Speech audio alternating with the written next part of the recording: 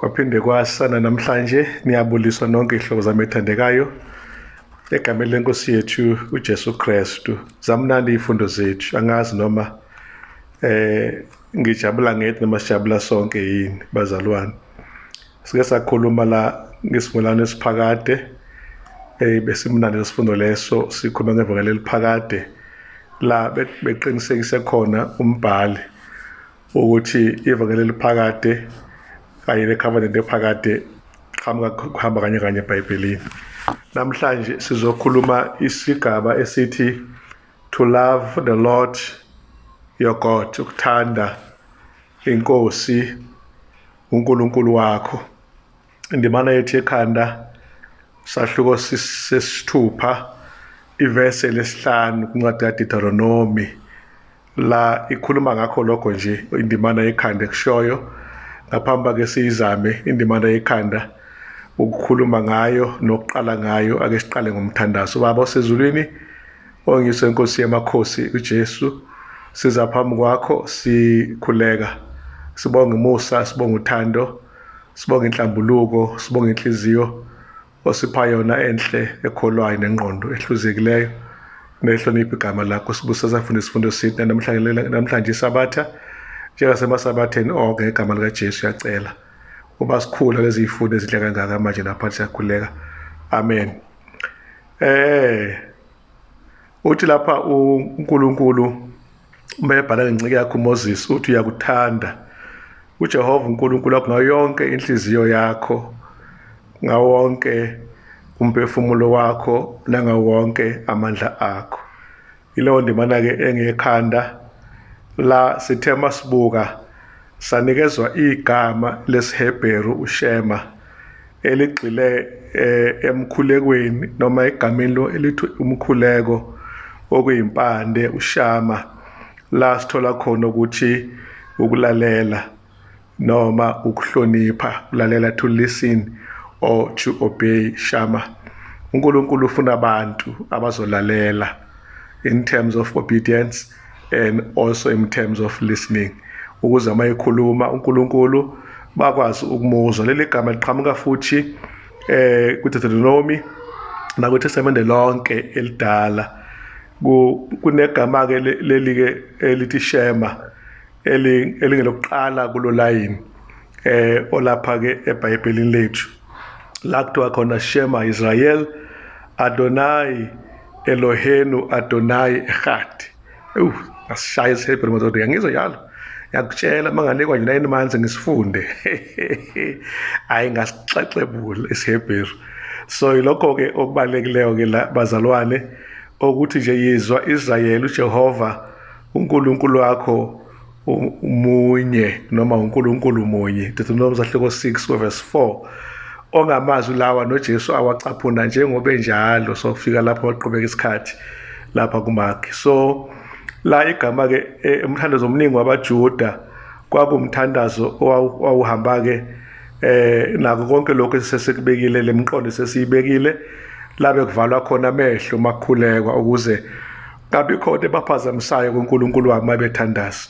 Siyathola ukuthi lo mgqa oqala igama lithi Shema nebala ke beqinisekisa ukuthi uNkulunkulu lokuthiwa Adonai uNkulunkulu omonotheistic, uNkulunkulu omunye, not uNkulunkulu abaningi. uNkulunkulu esingathi unemvelo ubunye, monotheistic nature kaNkulunkulu. Ileyo nto esiyitholayo lapha namhlanje. Adonai Eloheinu uNkulunkulu noma sithi inkosi uNkulunkulu Israel kufanele athembeke lo uNkulunkulu kuphela, angabi nabanye onkulunkulu. Eqinisweni lonke indimana masifunda iveza nje ukuthi sinoNkulunkulu sinenkosi enguNkulunkulu, inkosi yethu enguNkulunkulu wethu. Nayo into esiyitholayo lapha uNkulunkulu ayebabonisa amaIsrael even before bangene ezweni lesithembiso ukuthi kumele bakhonze uNkulunkulu oyedwa, bebeka lamazwi aqinileyo ukuthi bayamthanda inhliziyo yabo yonke, ngamandla nangomphefumulo wabo wonke. Lapha ke sibeka isigaba esithi ke to love God, ukuthanda uNkulunkulu. Ngoba ke siyafinqa nje ihlobo zami ngeke sifunde umusho nomusho kodwa engikufumene la ukuthi ukusaba uNkulunkulu nokuthanda uNkulunkulu kuyinto ebhanqene kuyahambisana. To fear the Lord is to love the Lord. Ukusaba uNkulunkulu kuyini kukumthanda, nanokuthi ke kusekumthandeni okunokumesaba okwenza ukuthi neinsuku zalabo abakwenza lokho bazibe izinde zelulwe emhlabeni, abagcina imiyalo kaNkulunkulu nezimiso zikaNkulunkulu nezimemezelo zikaNkulunkulu kanye nama-judgments kaNkulunkulu. Leyo ndala ke siyifumeneke la kwesaba uNkulunkulu, khamba lokugcina imithetho yakhe njengoba sengishilo. Ugcina imithetho kaNkulunkulu kusho-ke ukumuhlonipha uNkulunkulu, njengoba singabuka-ke undodana ehlonipha umkhulu wakhe zonke insuku zokuphila kwakhe, noma zonke insuku ezeluliwe zokuphila kwakhe, noma ehlonipha-ke uyise. Deuteronomy 6 verse 1 no verse 2. Verse 4 no 5 kunombuzo, what command does the Lord give to the children of Israel in verse 5? Ngumuphi umyalo inkosi uJehova ewunikeze abantwana bakwa-Israyeli ku-verse 5 nokuchaza ukuthini? Umlayezo-ke uthi lapha-ke abathande uThixo ngenhliziyo yabo yonke, ngomphefumulo wabo wonke, nangamandla abo onke, okuchaza ukuthi kumkhonza uNkulunkulu ngokuphelele, ukuzinikela kuyena ngokupheleleyo, ukunikeza uNkulunkulu kuphela udumo, hayi omunye umuntu. Leyo mlayezo-ke namhlanje uNkulunkulu esiwutholayo la. Ukuthanda-ke uJehova nokuthanda uNkulunkulu ngenhliziyo yonke ngabe kuchaza ukuthini na? Kuchaza ukuthi phakathi yonke imithetho ekhona kunemithetho exwayisayo nemithetho ehlinzekayo abantu bakaNkulunkulu kuba babizelwe kumthanda uNkulunkulu.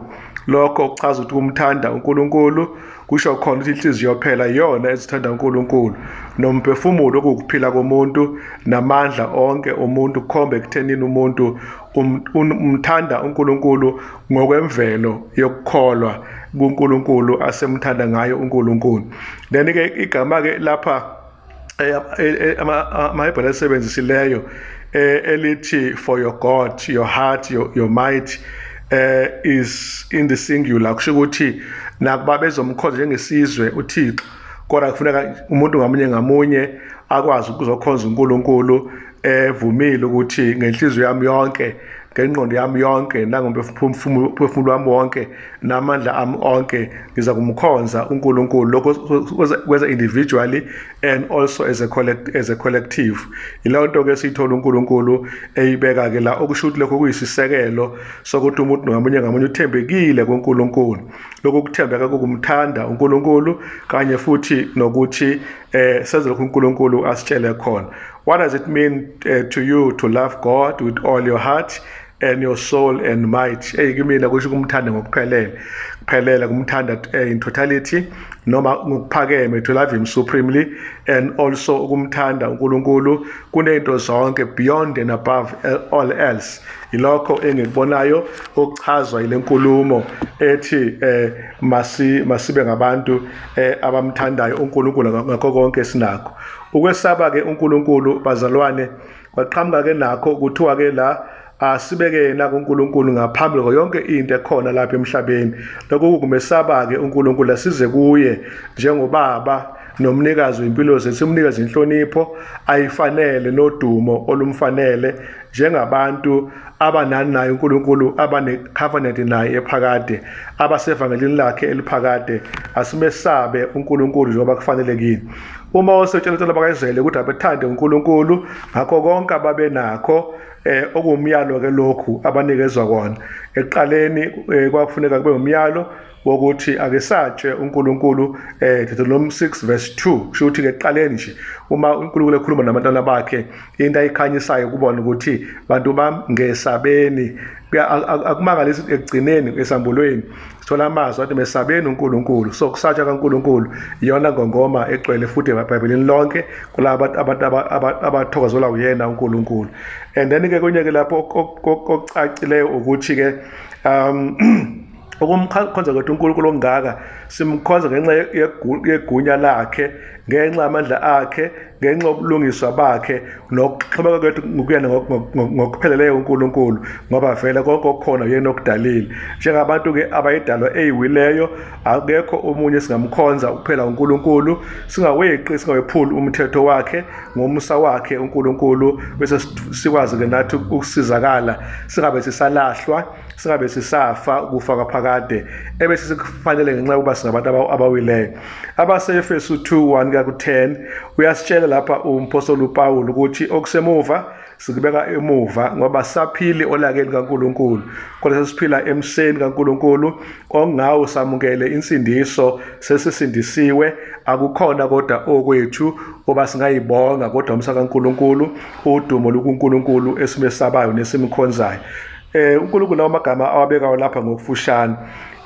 Usambulo 14:6-7 akasale ngaphandle, ilapho kumlayezo okugcina emhlabeni ongokuqala kodwa kule emithathu yeingelosi ophinde kuyimission yebandla le-7 Day Adventist emhlabeni. Mayisatshwe uNkulunkulu lokho okugxile ekuthenini uyena odalile konke okukhona emhlabeni, unegunya loba ngumdali, ngakho-ke nokukhonzwa kwakhe kumfanele uNkulunkulu. Yilawo mazwi esiwafumanayo lapha uma ngabe siqala nje indaba yethu siqhubekana nawo phakathi. Kuyisibusiso ukubeka uNkulunkulu nokuqotha uNkulunkulu sithande kuqala. The first love, he first loved us. Sithande kuqala uNkulunkulu singakazi lutho thina wayesesithanda. Ingakho-ke simthanda singakamboni, ingoba usithande kuqala and sisabela thina uthandweni lwakhe. Ukukhonza nje kukusabela uthando kaNkulunkulu okuyilona asithande ngalo singabantu abayizona. Ukusithanda kwakhe uNkulunkulu kuyinto ekhombisa ukuthi ayinakubalwa, futhi into ekhombisa ukukhulu uNkulunkulu abenzile waziwafunga nathi ukuba singabakhe ubaba kithina, thina siyingane zakhe noma siyinzalo yakhe uNkulunkulu.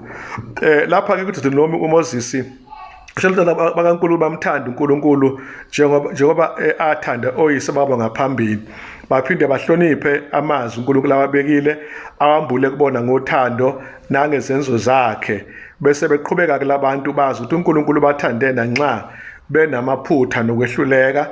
Yena bathanda uNkulunkulu walokho eqhubekile ethembekile kubona lakhe uthathana olumile njalo, bathanda ezembula kubona ngendlela abaphatha ngayo kahle.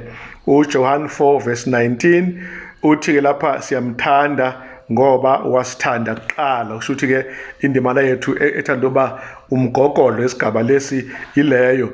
Ithi, how does this text help us understand why we should love God? Langabe le ndimana-ke isisiza kanjani ukuba siqonde kuba singathanda ngani uNkulunkulu. Indimana phela iyacacisa ukuthi kuqala usithandile, nathi siyamthanda ngoba sesisabele kulokho akwenze kuqala kuthina ukusithanda, njengamakhosikazi athanda abayeni bawo ngoba bawathanda kuqala, noma izintombi ey'thanda amasoka ngoba amasoka ey'thande kuqala. Lesikhathi samanje kuyenzeka-ke nayo wesifazane ethande kuqala, mhlawumbe futhi ayikhulumele abasadlali laba namhlanje osisi bawatshela amadoda ukuthi indoda ngiyancanywa wena.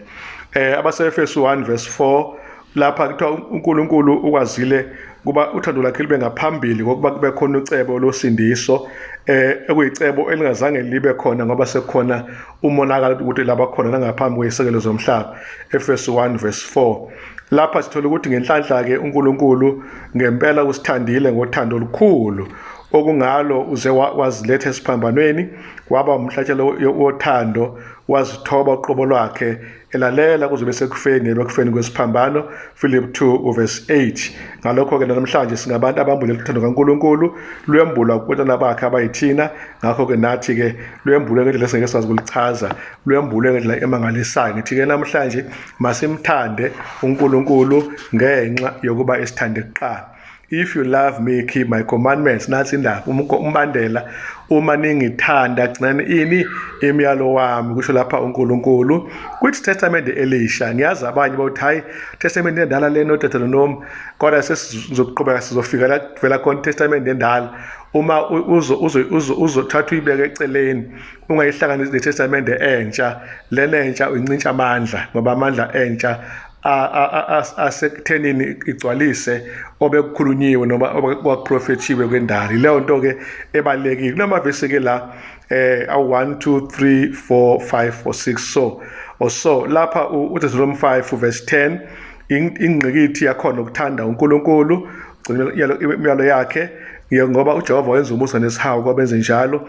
And then Deuteronomy 7 verse 9 ukuthanda ugcina imiyalo yakhe ngoba kwaba njengalabo uJehova uthembekile ugcina labo isivumelwano somusa. Deuteronomy 10 verse 12 and 13 ukusaba nokuthanda uNkulunkulu enhlizweni nokucina futhi iyalo zakhe kwenziwe sonke isikhathi. And then bese kuba chapter 11 verse 1 ukuthanda uThixo ugcina imithetho yakhe nememezelo zakhe ayimemezelile kwabenze njalo uNkulunkulu unenjabulo kakhulu ngabo. Deuteronomy 19 verse 9 lapha ugcinela kaNkulunkulu kuhamba nakho futhi ukuhlonipha uJehova ngezikhathi zonke sihamba ngendlela zakhe asibekele zona.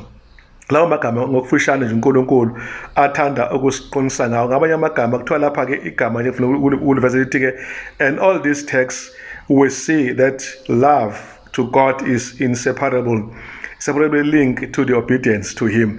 Nazo into ewumanka ukuthi ukuthanda uNkulunkulu kuxhumene ngendlela engahlukaniswe nokumhlonipha uNkulunkulu. So kumhlonipha kwethu ukumthanda kwethu kuyinto efanayo. U1 John chapter 5 verse 3 naye usho lokho ukuthi for this is love, the love of God, that we keep his commandments. OkaNkulunkulu uthando ukuba sigcine imiyalo yakhe. Bakithi ngiyacabanga nje ukuthi umuntu ovangeli lakhe limfundisa ukuthi ukukholwa uJesu kwenela akayeka imithetho, lelo vangeli lakhe limrobhe into emnandi emangalisayo ngoba ukuhlonipha umthetho kaNkulunkulu kuyona nto ekhombisa ubudlelwano obuphilileyo phakathi kwakho noNkulunkulu nabantu abathokozela uNkulunkulu abadala ngomfanekiso wakhe. Leyo nto ke ebalekile. I-order esiyitholayo la ukuthi nje ugcina umthetho kaNkulunkulu ufaka phakathi nomthetho wesine okhumbuza ukukhunjulwa kosuku lwesabatha, nokuthi ke lo wesabatha siwugcini ngoba sisindiswa ngawo njengemithetho eminye ngoba sesisindiswe kuqala ingakho sesigcina umthetho. There is no legalism about ugcina isabatha as much as it is not there about keeping the other commandments of God. So ilo magama ke bazalwane uJehova awakhulumile engicabanga ukuthi ayasincedela mangalisayo. The first commandment umthetho wokuqala iTestament elidala nelisha liyavumelana liyahlangana. uJesu ubuziwe ngobunye wezazimithetho ukuthi ngoba umthetho wokuqala na uJesu Kristu wavela quote exactly verbatim ezwi incwadi yaDeuteronomy 6 verse 4 ukuthi wayithanda inkosi uNkulunkulu wakho ngenhliziyo yakho yonke ngamandla akho onke. And kahle kahle uvese ukuthi uJehova uNkulunkulu munye. Wena izwa Israyeli uJehova uNkulunkulu wakho uNkulunkulu munye. Lokho uJesu akusho njengoba kunjalo umbhali wabe sevele eyabonakala ukuthi ubebuza ke eyithela ke inoxhaka ngoba uJesu Kristu wayekadidwe ngento ayazi kangaka ukuhlonipha uThixo nokugcina imithetho yakhe.